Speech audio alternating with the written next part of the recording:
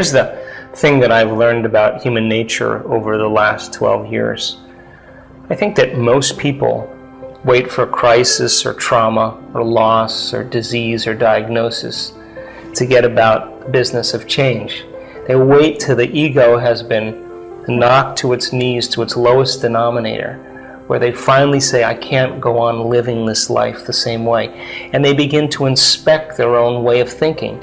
They begin to pay attention to their own behaviors and ask, is this really loving to me? Is this really serving me? Is this really healthy for me? They notice the emotions that they've been holding on to that are connected to experiences from 20 or 30 years ago. And they realize that those emotions are actually dysregulating and downregulating their own genes that are creating their own disease. And they have to surrender the old self at a certain point. I think in this day and age, I think the new message, and certainly my message, is why wait to that point? We can learn and change in a state of pain and suffering, or we can learn and change in a state of joy and inspiration.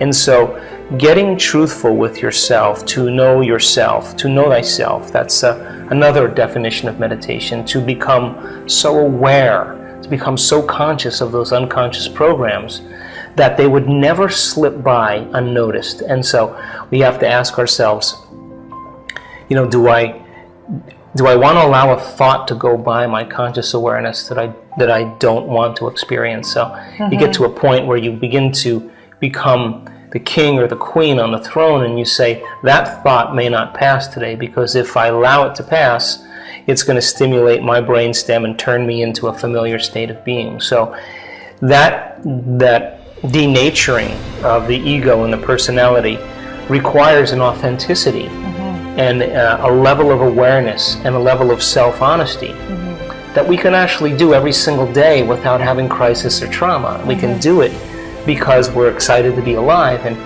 And the beauty behind all of this is when you're truly in a creative state, when you're truly creating, my definition of creation is when you forget about you. You're so involved with what you're doing, you're so present in the moment, whether you're in a meditation or whether you're hiking in nature, whether you're filming, whether you're writing, whatever you're cooking, it doesn't matter. When you're truly in a state of creation, you're so involved and so present in that moment that you literally lose track of time and space. You forget about your problems. You forget about time. You forget about your body. You forget about your pain. You forget about your identity. You become so involved with what you're doing that your brain changes to the point where your identity, your personality is vacated for a few moments. And that's where energy moves from those survival emotional centers in the body right up to the heart. Yes. And the moment it moves to the heart, you start to feel inspired. Turn the TV off. Sit down and read a book or watch a video that's going to inspire you. Knowledge is the precursor to experience. The more knowledge you have, the more prepared you are for the event. And when you start losing track of your vision, it's because more than likely you're emotional. Because the moment you feel emotional, you can't see the future because you're looking at your future through the lens of the past. Get up in the morning, get out of bed, and take time for your precious self. You and I are a work in progress. And if we are not changing our brain and body in some way, priming it for the future, we're going to be very predictable the rest of the day. We're going to be in our past. Take time for yourself every morning and ask yourself a simple question. One day, one lifetime, what is the greatest expression of myself I can be today? How would a great person think? How would they act? How would they feel? Can I teach my body emotionally how that future person is going to feel now?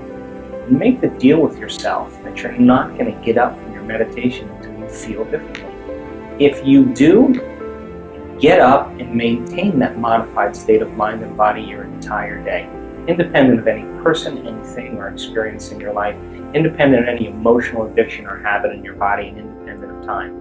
And if you can, get ready, because something unusual is going to happen in your life. That's the law.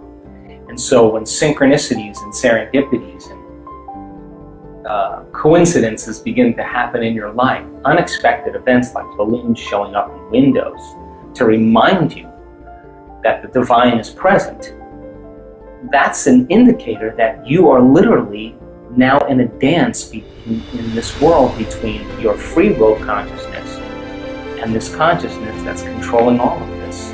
When your consciousness every day merges with that consciousness, why not be bold enough to say to the Creator, hey Creator, I took time out of my busy day to emulate you.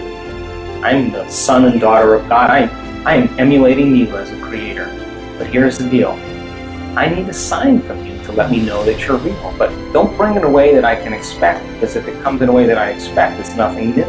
Rock my world. Drop a little crumb from the table and let me know that you're present so that I'm inspired to keep creating. That's the point. So then, when that starts happening to you on a regular basis, you're less prone to judge your coworker. You're less prone to get upset in traffic. You'll be the person going,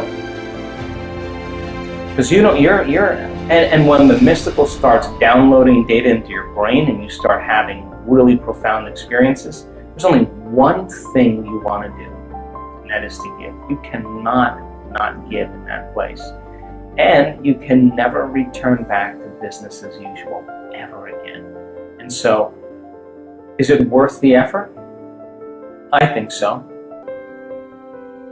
Our whole life is governed by our thoughts and our habits. Every penny we earn is based off our habits. Every decision we make is based off our habits. Every thought we have is our habit. Every belief, which is just a thought that you keep thinking, is based off our habits. Habits literally control our whole paradigm, our whole reality. They can make or break us. They're what separate us from each other. Everyone has different habits and different lives. And do you think someone who manifests what they want easier has different habits than someone who doesn't? I mean, a millionaire or billionaire surely has different habits than a homeless man, wouldn't you agree? But how do we change these habits? Well, you have to reverse engineer the habits.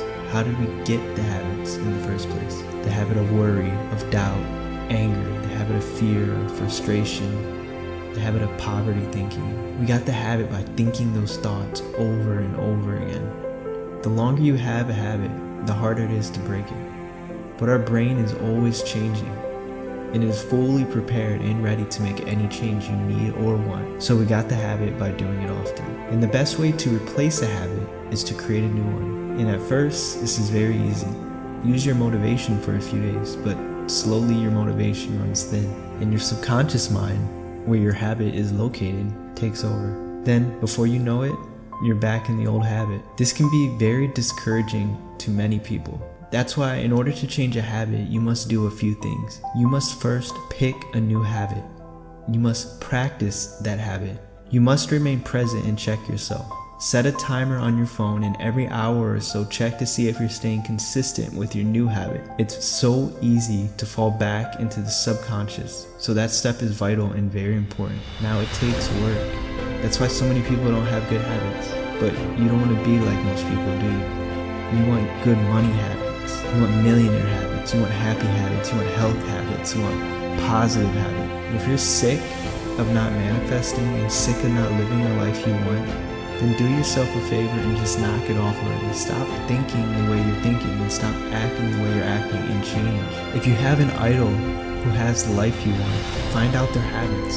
We are all human and we all pretty much have the same hardware inside. So if someone has something you want or if someone else did it, then so can you. So to recap, pick a new habit. Practice that habit every day. And set a timer on your phone to check your thoughts and habits to make sure you're on track. And be persistent. That's truly it. It's that easy. But people don't want to check themselves every day. It takes some work at first and no one wants to do that. But don't be like everyone else. Be the new version of you. There are hundreds and maybe thousands of people that will watch this video and in 5 years will have the life of their dreams. Will you be one of them? Comment down below the habit you want to change and what habit you will replace it with. And you know, we're all in this together and no one is perfect. We're all growing together, so consider subscribing and growing with the Manifest family. And until next time.